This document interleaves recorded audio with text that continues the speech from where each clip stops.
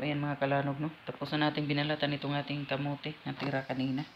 So, kanina pa itong umaga. So, meron pang 4 na natira. So, malalaki kasi ito. Kasi, pinili ko talaga yung malaki. Ako lang masyadong mahilig dito. Kaya, hindi siya talaga naubos.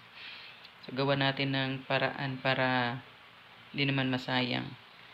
So, ayan. Gagawin natin siyang kamote cake. I-mash lang natin to. Tapos, lagyan ng margarine at gatas. So, kahit powdered milk, pwede na to. Mayroon tayong kape. Gatas pala. Ayan. Kuha lang tayo dito ng gatas. Galing sa ayuda. Gamitin natin to. Sobrang daming gatas kasi. Pwede naman din kayong magsaing. Balatan nyo lang tapos i-slice lang ng katamtamang slice. Tsaka ilaga.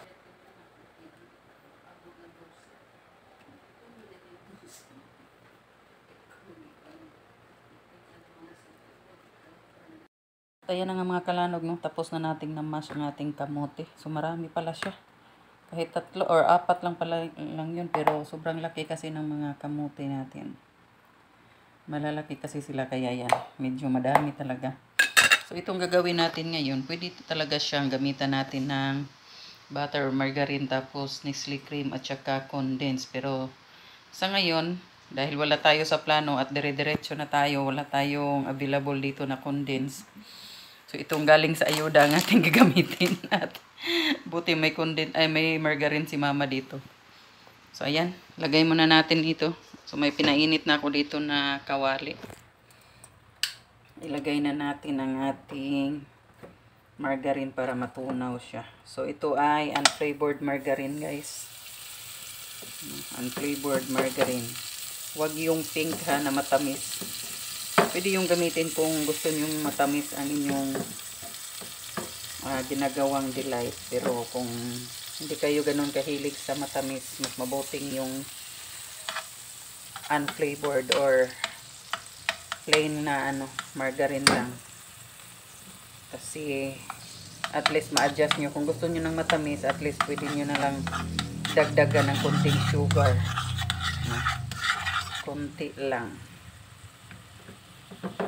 So, siguro hindi natin ubusin to kasi baka nakakaumay din pag sobrang daming margarine. Yan.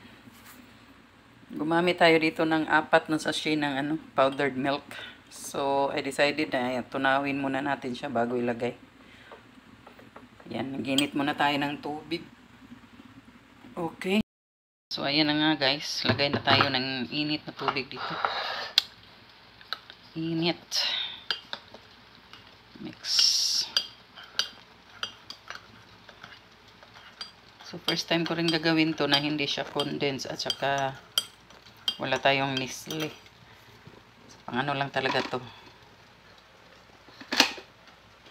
Pang atin-atin lang.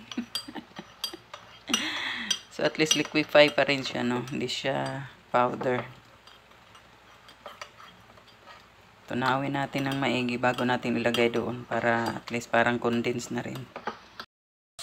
Ayan, dagdag lang tayo ng konting sugar kasi ang ating kamote ay hindi naman ganun katamis. Medyo siya, matabang siya pero magandang klase na kamote. So, konting-konti lang na sugar. Pangdagdag sa ating matamis dyan.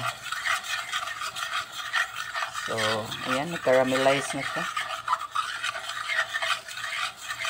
So, next nito, lagay na tayo ng ating gatas.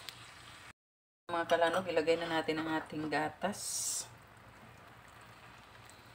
Ayan, tinunaw lang natin yan na powdered milk. Dahil wala tayong condensed. Wala tayo sa plano ngayong magluto kasi kaya hindi tayo kapag-prepare. Para-paraan na lang. Tingnan natin. Sana okay pa rin ang resulta, no? So, So, kunting-kunting sugar lang talaga nilagay ko. Para hindi siya ganun katamis. So, bawal din sa atin dito sa ating mga kasama ang matamis. Ayan. Next. So, ayan ang ating kamuti kanina. No? Lagay na natin.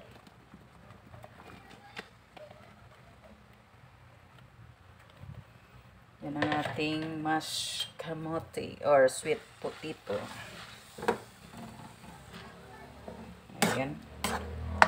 So, mix lang natin hanggang ma-incorporate ang lahat.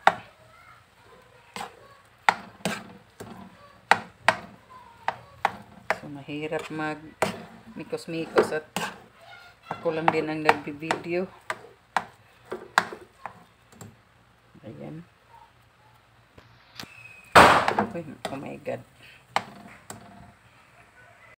Yan ang resulta mga kalanog. No? Ayan. No? So, pwede na natin siyang i-mold doon sa ating mga moldings na mga Tupperware na silikta. Tupperware pero silikta. So, ayan. Pwede na to. Transfer na natin.